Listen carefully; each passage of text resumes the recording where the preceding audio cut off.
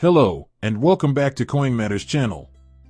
As a result, we are delving into a potential answer to the financial problem. I've dug a little bit deeper. I've done things like play devil's advocate in my head and have sit-downs with specific people to discuss my thoughts and get their input to help confirm my present line of thinking.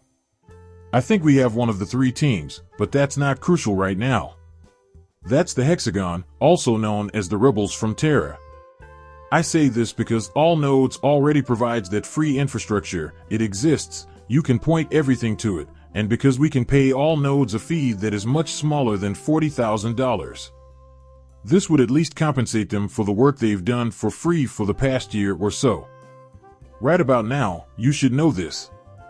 There are currently 1.2 billion in the community pool, and by the end of the next quarter, that number will have increased to 1.7 billion. However, the USTC Quant team will not accept USTC as payment, nor will they be pleased with its use as a payment method.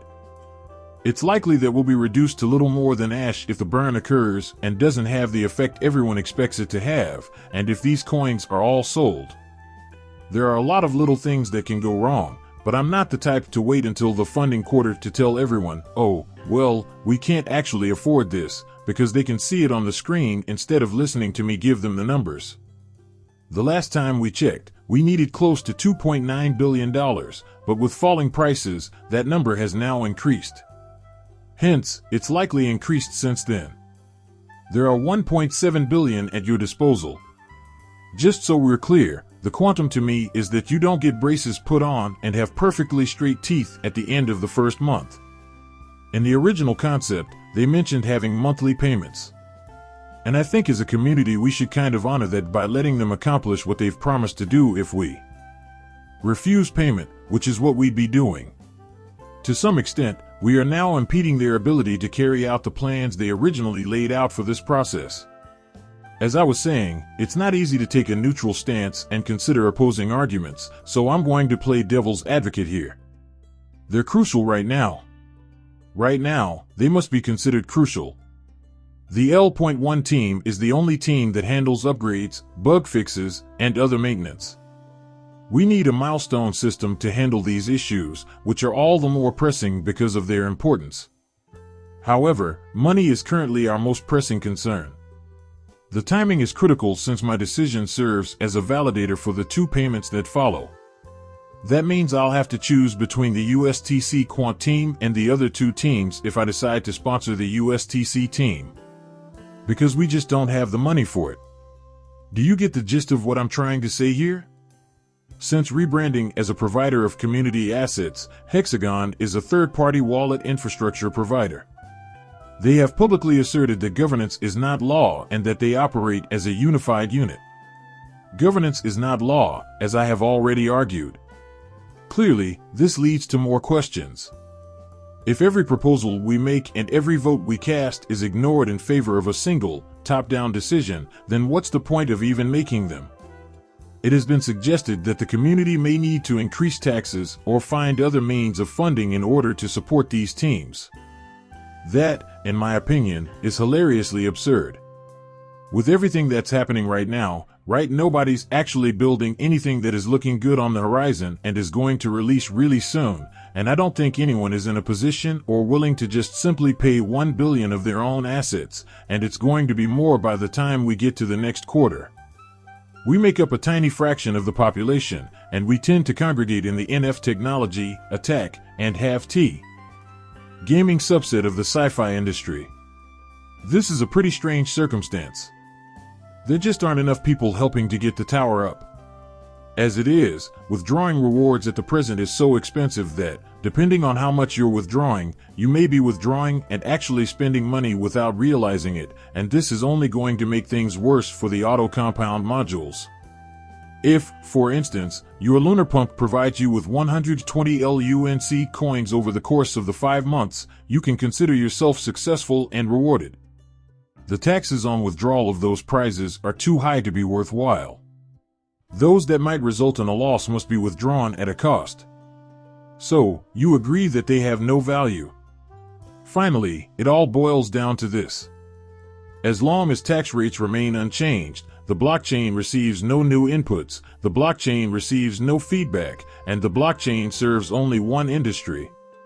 You get what money you can, however you can get it, and act as if you're essential to the system. But I don't think Hexagon is an absolute requirement right now. They are free to manage their own finances and infrastructure however they see fit. They are free to act in any manner they see fit. They are not being forced to leave. Nobody is warning them that what they're doing is wrong. As a blockchain, what we're saying is, hey, I can't afford you right now if we go this route. Right?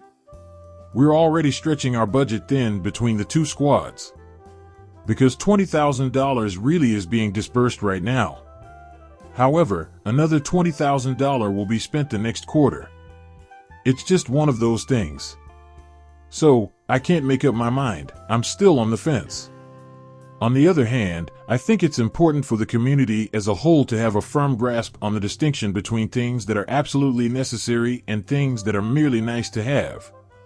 In this light, I submit that hexagons are not a necessity right now. We have other options that are free, cheaper, and even better that we can pay for if necessary.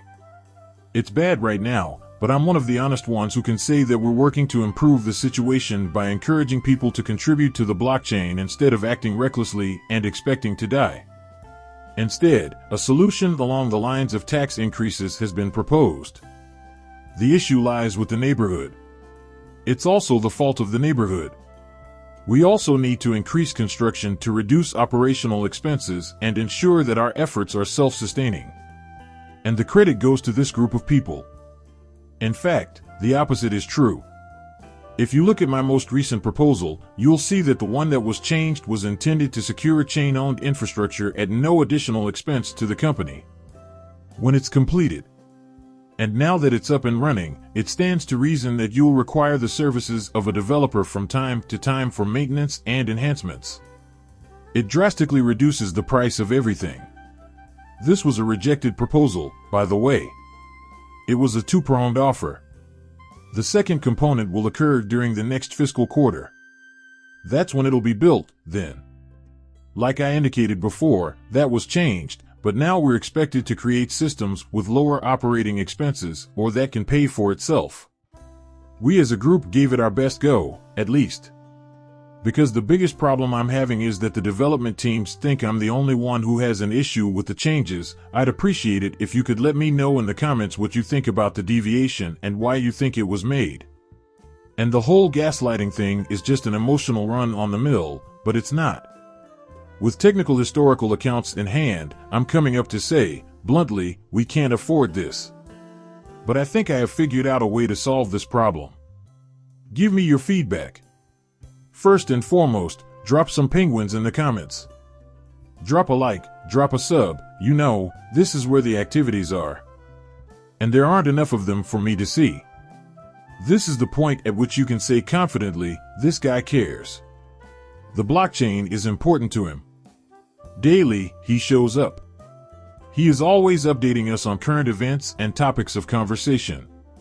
Later on, I'll be uploading a video where I discuss the Rogue Protocol in Kansas. Watch out for it, if you will. Also, don't risk anything. Do your best to keep an eye out and investigate on your own.